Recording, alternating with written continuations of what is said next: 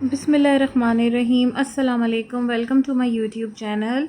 मुझे उम्मीद है कि आप खैरियत से होंगे और कड़ी पत्ता को देख के आपको आइडिया हो गया होगा कि ये वीडियो किस बारे में है। अक्टूबर का महीना आ गया है और कड़ी पत्ते की केयर टिप्स मैं आज आपके साथ शेयर करूँगी कि वो क्या क्या चीज़ें अपना के हम कड़ी पत्ते को इस पूरी सर्दियों भी इसी तरीके से लश ग्रीन रख सकते हैं। तो चलें वीडियो को शुरू करते हैं। मोस्टली और कॉमनली ऐसा होता है कि जैसे ही सर्दियाँ आना शुरू हो जाती हैं हमारा कड़ी पत्ता जो है वो डोरमेंसी में चला जाता है। यानी कि डोरमेंसी का मतलब होता है कि पौधे की ग्रोथ रुक जाती है, पत्तियाँ झड़ जाती हैं और पौधा बिल्कुल एकदम डेड लगना शुरू हो जाता है। और हमें तो कड़ी पत्ता चाहिए और हम चाहते हैं, क्योंकि हम इसे अपने गार्डन्स में अपने खानों में इस्तेमाल करते हैं। तो सबसे पहली चीज़ आपने इसकी मिट्टी को देखना है। देखें, एक तो इसकी मिट्टी की गुड़ाई करनी है आपने। दूसरा, आपको ये नज़र आ रही है ना, ये देखें मिट्टी इतनी ज़्यादा भी गीली नहीं है। आपने जिस तरह मेरी मिट्टी है आपकी मिट्टी भी ऐसी ही होनी चाहिए कड़ी पत्ते की। आपने इसको ओवर वाटर नहीं करना है। ओवर वाटर करने की वजह से क्या होता है कि इसकी जड़ें जो हैं वो गलने शुरू हो जाएंगी, सड़ना शुरू हो जाएंगी और उससे क्या होगा कि एक तो पहले ही सर्दी होगी, इसको धूप भी कम मिल रही होगी, पौधा ख़राब हो जाएगा। मिट्टी में आपने देखना है कि आपने इसको हर 15 दिन के बाद आपने इसको गोबर की खाद डालनी है। गोबर की खाद डालने से क्या होगा, पत्ते जो हैं वो लश ग्रीन रहेंगे। लेकिन आपने एक्स्ट्रा नाइट्रोजन वाली खाद यानी कि डीएपी, एनपीके ये नहीं डालनी है। अगर आप डीएपी और एनपीके जैसी फर्टिलाइज़र्स डालोगे, आप सोचोगे कि हम ये डाल देते हैं और हमारा जो, क्योंकि इससे तो पत्ते ही ग्रो करेंगे तो पत्ते हमें मिलते रहेंगे, तो ऐसा नहीं होगा। बल्कि ये डालने से क्या होगा कि पत्ते की जो जड़ें होती हैं ना वो जलना शुरू हो जाएंगी। इसलिए आपने हैवी नाइट्रोजन फर्टिलाइज़र नहीं देना है, आपने इसे बहुत ही बैलेंस फर्टिलाइज़र देना है।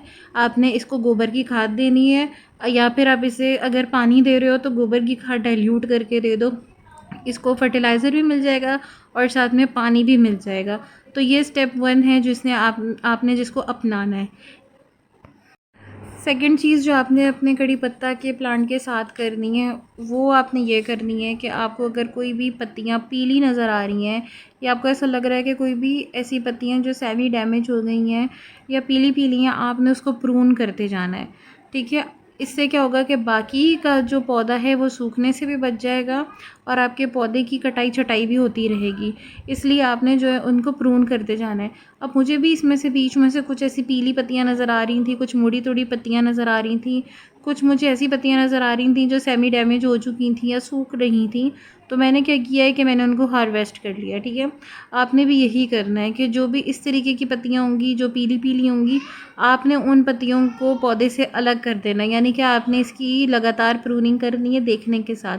बहुत ज़्यादा प्रूनिंग करने से पौधा शौक में आ जाएगा, इसलिए आपने सिर्फ तभी प्रूनिंग करनी है जब आपको लगे कि आपके पौधे पे जो है वो पीली पत्तियाँ आ गई हैं। ठीक है, इससे एक तो नई ग्रोथ भी होती रहेगी और पौधा जो है वो थोड़ा सा एनर्जी भी लेता रहेगा और पौधे में मूवमेंट भी होती रहेगी। यानी कि आपने उसको बिल्कुल डेड नहीं छोड़ना। अब तीसरी जो मेन चीज़ है जिसके बारे में मैंने स्टार्टिंग में भी बात की थी कि आपने इसको पानी किस तरीके से देना है। 2 इंच तक आपने, अगर आपको मिट्टी जो है इसकी वो आपको गीली नहीं लगती है, आपको लगता है कि मिट्टी सूख गई है, तो तभी आपने इसे हाथ रोक के पानी देना है। आपने इसको ओवर वाटर्ड नहीं करना, क्योंकि ऑलरेडी सर्दियों में फ्रॉस्ट होता है जिसकी वजह से पौधा बहुत डिस्टर्ब हो जाता है। इसलिए आपने इसको पानी सिर्फ तभी देना है जब आपको ऐसा लगे कि अब 2 इंच तक इसकी मिट्टी जो है वो हो गई है, सूख गई है और अब हम इसको पानी दे सकते हैं। साथ में आपने इसकी क्या करना है कि आपने इसको जो है वो इसकी गुड़ाई करते रहनी है। ठीक है, इस तरीके से आपने इसकी गुड़ाई करनी है। जैसे कि अब मैं आज इसको गुड़ाई कर रही हूँ, लेकिन आज मैं इसको थोड़ा सा हार्ड फर्टिलाइज़र दूंगी। अभी बारिश का मौसम बना हुआ है तो मैं इसको पानी नहीं दूंगी, बारिश से इसको पानी खुद ब खुद ही मिलता रहेगा। इस तरीके से मैंने इसकी गुड़ाई कर लेनी है और गुड़ाई करने के बाद मैंने 1 चम्मच इसमें गोबर की खाद डाल देनी है।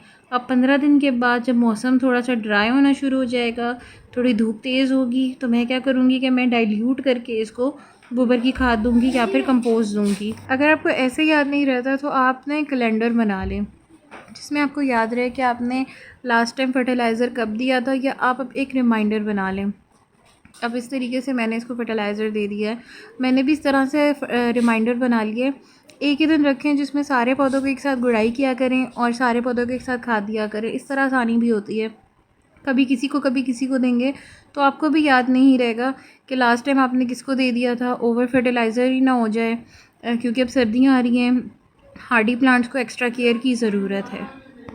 सबसे आखिरी और सबसे इम्पॉर्टेंट चीज़ ये है कि आपने इसको लोकेट कहाँ पे किया हुआ है, इसकी लोकेशन कहाँ पर है। इसको दिन में 4 से 5 घंटे की धूप लाजमी लगनी चाहिए, क्योंकि सर्दियों में दिन छोटे हो जाते हैं और इसकी रिक्वायरमेंट्स जो हैं वो पूरी नहीं हो सकती हैं लाइटनिंग की, यानी कि सनलाइट की। आपने इसको बिल्कुल ऐसी जगह पे रखना है जहाँ पे डायरेक्ट सनलाइट आती हो।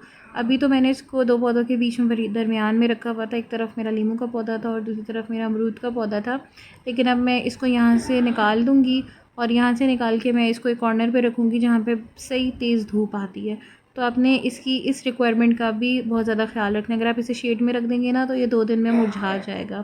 मैंने आपको बहुत डिटेल में केयर टिप्स बताई हैं कि आप किस तरीके से अपने कड़ी पत्ते के पौधे को हरा भरा और लश ग्रीन बना सकते हो।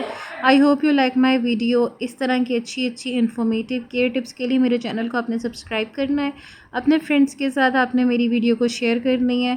आपने कमेंट में बताना है कि आप अपनी कड़ी पत्ते की केयर किस तरीके से कर रहे हैं और आपका कड़ी पत्ता किस तरीके से लश ग्रीन है।